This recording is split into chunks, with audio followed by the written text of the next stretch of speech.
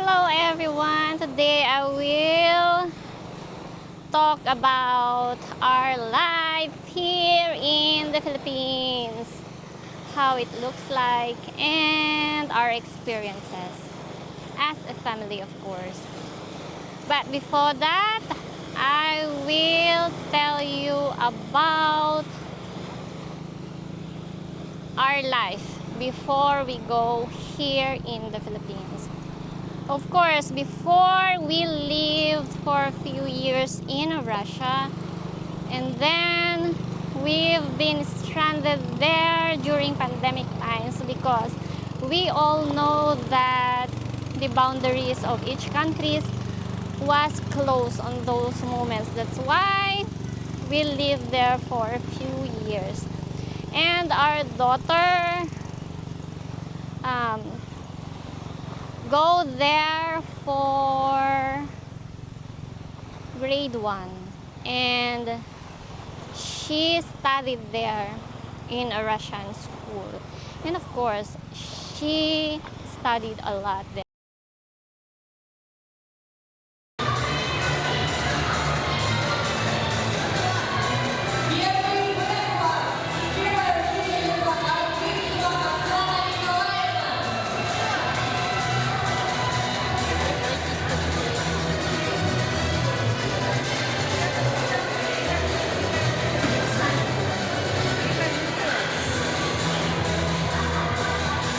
And she learned a lot. And of course, I already started learning also to love their culture, to love the nature, to love everything. Before, I was so afraid of the Russian people because they were so strong looking and a bit scary for me, because it seems like they don't know how to smile. But later on, I already started to adopt how they live there and how their culture works, and I loved it. And of course, when we first time go back here in the Philippines, our daughter don't like the food because she only wants Russian foods. During those times, I tried to copy the food that I'm preparing in Russia. Draniki, or for example, draniki. They call that draniki. It's only potato, fried potato, but it's like a patty fried potato, something like that. It looks like that. And we can find here potatoes, of course, but the potatoes there are more cheaper than here in the Philippines. And of course, oats, but their oats there are better for me than what I've found here in the Philippines. And of course, balini. I think it's crepes when you translate it in English terms, and other food also. But later on, day by day, she already started to love Filipino foods and started also to eat rice. But before, she only want white rice, but now we are eating different kinds of rice: red rice, brown rice, and white rice. They are so good. And also she loves eating rice soup. That's our simple breakfast here in the Philippines. And what else? But for us, for me and for my husband, the transition is not so strange because we've been already in Russia and I lived here in the Philippines, and my husband also visited Philippines for many times already, and for so many years. That's why the transitions from cold to hot weather is a bit normal already for us. Because there in Russia, it's cold and colder, coldest, like that. But here in the Philippines, it's warm and sometimes hot. There you always wear during cold times, especially winter, coats, sweaters, and everything. There's a lot of layers of clothes to wear. But here in the Philippines, you maybe wear only thin clothes, and that's already normal. And for the boys, they maybe can't wear shirts, something like that. So transition from the cold to hot weather. That's normal for us.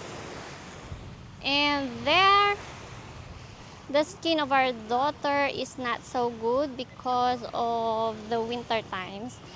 It's so dry, and we've been already to a lot of doctors, dermatologists for children, and they saw nothing. Nothing is wrong with her, except they only say, go back to your country. And when we've been here just only 3 days, the rashes on her skin already been gone. Imagine that. Because the weather there for her skin is not so good during winter time, because it's so dry for her. And before, when my first time there, of course, for me too. But later on, I've been adapted already. And of course, we are now here living in the southern part of the Philippines. I was born in the northern part of the Philippines, but now we are in the southern part of the Philippines. We chose to live here because of the sea. Because my husband and my daughter love swimming, and the weather here is so good. We always wake up with the nature sounds, birds singing, the breezes of the beach, of the sea, the animals, the roosters and everything, and the swaying of the trees. It's like paradise.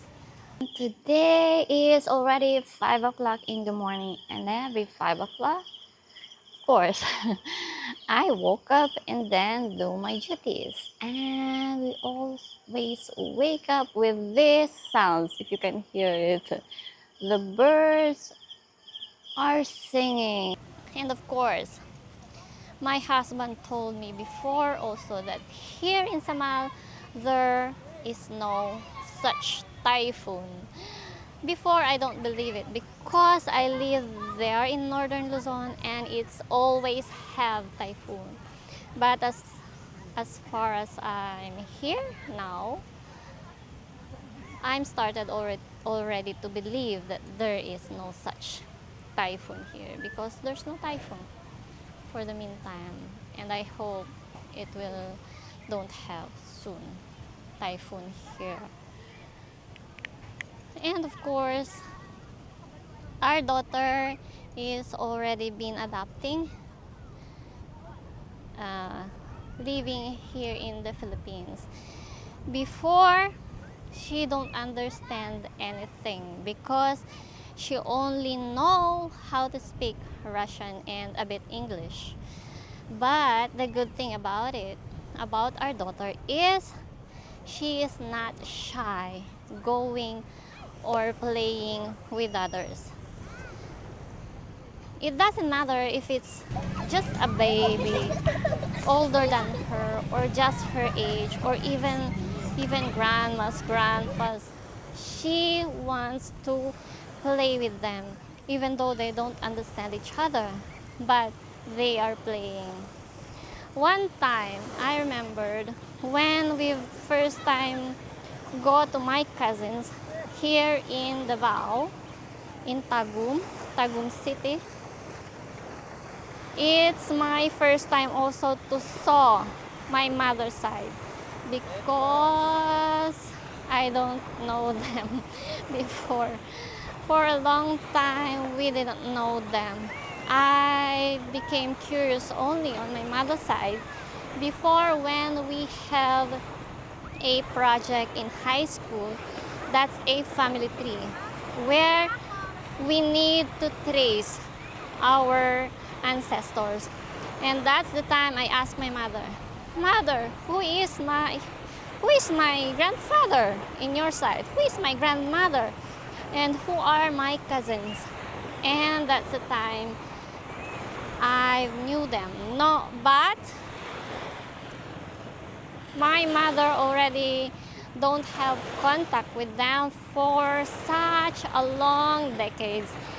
So my sister tried to write them via mail, and many times she tried to write them because only one address my mother remembered, which maybe they live for now. And she wrote and wrote and wrote and wrote and even put there our contact number. And then one time they called, and that's the time only we knew who our cousins were. And of course, we searched them also on the Facebook so that we will know how they look like, what's the names. And then when we already here in Samal, I've contacted them and we will go there. That's the time also Hannah played with them. They are speaking Bisaya. During those times, my daughter don't know Bisaya yet.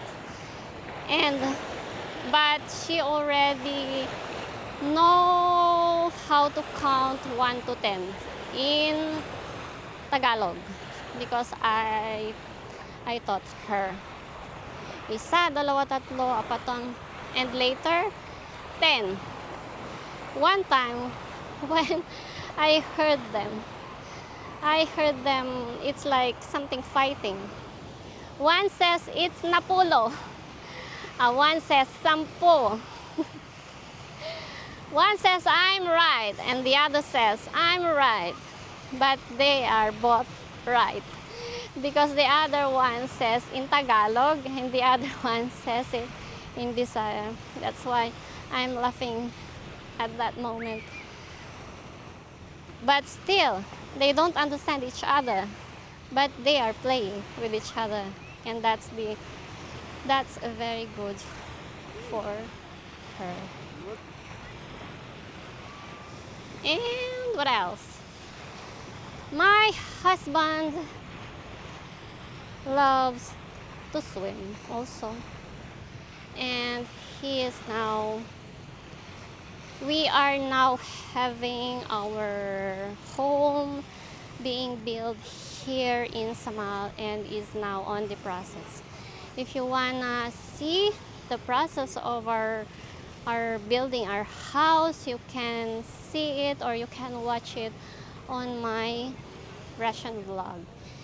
It's called, I will put here the link so that you can see it. Also, I recorded it day by day process of our house being built here in the Philippines. But I am speaking there in Russian, have a translation, but it's just auto-translate. Never mind for that. Translation, the important is you will understand. And of course, I am now starting also to have this vlog in English, so that I can also share you something regarding our life here in the Philippines, and later on maybe our life in Russia if we will go back to Russia.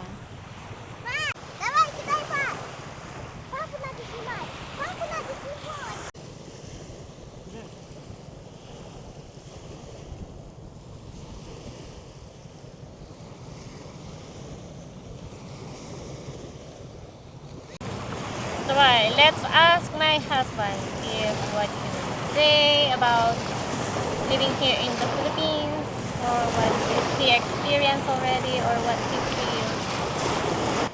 Hello everyone. My English very no good and up and I want talking, but my English like Carabao English, and I no can talk many, but I promise what next time I more and more talk English.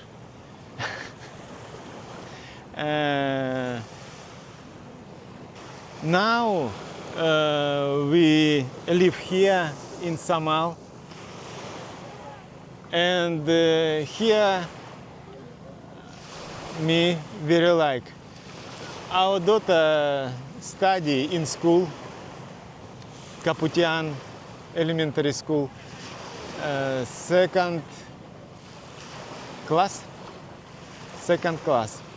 and I built house for us, and here good place for life.